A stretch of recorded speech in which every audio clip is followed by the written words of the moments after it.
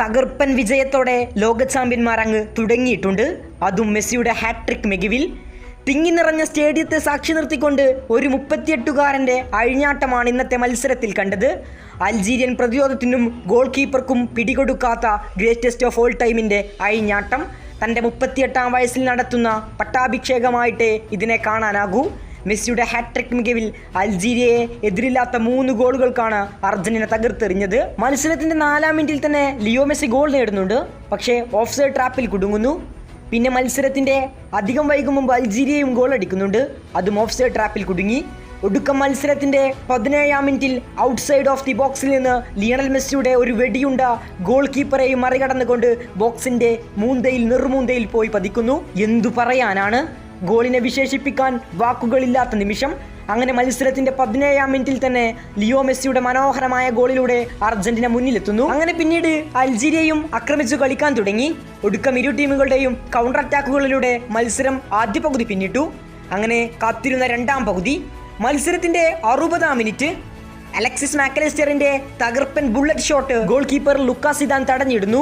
Rebound ball Lionel Messi ഗോൾ കീപ്പറെ കാഴ്ചക്കാരനാക്കിക്കൊണ്ട് വലയിലേക്ക്. ലിയോ തൻ്റെ ഇരട്ട ഗോൾ മത്സരത്തിൻ്റെ 60-ാം മിനിറ്റിൽ തികക്കുന്നു. പിന്നീട് അർജന്റീനയുടെ അഴിഞ്ഞാട്ടമാണ് കണ്ടത്. നിരന്തരം അൾജീരിയൻ ബോക്സിലേക്ക് കുതിച്ചു കയറുന്ന അർജന്റീനയെ കണ്ടു. ഒടുക്കം ലിയോ തൻ്റെ ഹാട്രിക്കും പൂർത്തിയാക്കി. മത്സരത്തിൻ്റെ 76-ാം മിനിറ്റ് എങ്ങനെ വിശേഷിപ്പിക്കണമെന്നറിയില്ല. 2022 വേൾഡ് കപ്പിൽ മെക്സിക്കോക്കെതിരെ ഗോളടിച്ചതുപോലെ ബോക്സിൻ്റെ പുറത്തുനിന്ന് ലിയണൽ മെസ്സിയുടെ ഇടങ്കാലൻ ഷോട്ട് ഗോൾ കീപ്പറെയും കാഴ്ചക്കാരനാക്കിക്കൊണ്ട് ഗോൾ വലയിൽ വിശ്രമിക്കുന്നു. ഇതാ ഒരു 38-കാരൻ ഹാട്രിക് നേടിയിരിക്കുന്നു. കമന്ററി ബോക്സിൽ നിന്ന് കമന്റേറ്റർക്ക് വാക്കുകൾ പോലും കിട്ടാതിരുന്ന നിമിഷം. ജർമ്മൻ ഇതിഹാസം മിർസ്ലോവിന്റെ ആ ഏറ്റവും കൂടുതൽ ഗോൾ നേടിയ കളിക്കാരൻ എന്ന റെക്കോർഡിനൊപ്പം ലിയോ മെസ്സിയും എത്തിപ്പിടിക്കുന്നു. ഹാട്രിക് നേടിയ ലിയണൽ മെസ്സിയെ മത്സരത്തിന്റെ 80 മിനിറ്റ് പ്രായമാകുമ്പോഴേക്കും കോച്ച് സ്കലോണി പിൻവലിക്കുന്നു. പകരം നിക്കോപാസിനെ കളത്തിലേക്ക് ഇറക്കുകയാണ്. അൾജീരിയ വീണ്ടും ഒരു ഗോളിനായുള്ള ശ്രമങ്ങൾ നടത്തി നോക്കിയെങ്കിലും പക്ഷേ ലക്ഷ്യം കണ്ടില്ല. അർജന്റീനയ്ക്ക് പിന്നീട് ഒരുപാട് സുവർണാവസരങ്ങൾ ലഭിച്ചിരുന്നു.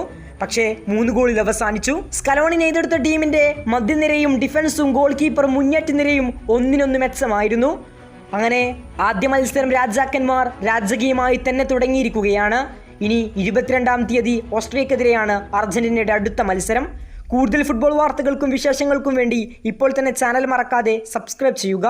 കൂടുതൽ ഫുട്ബോൾ വാർത്തകളും വിശേഷങ്ങളുമായി ഇനിയും കണ്ടുമുട്ടാം.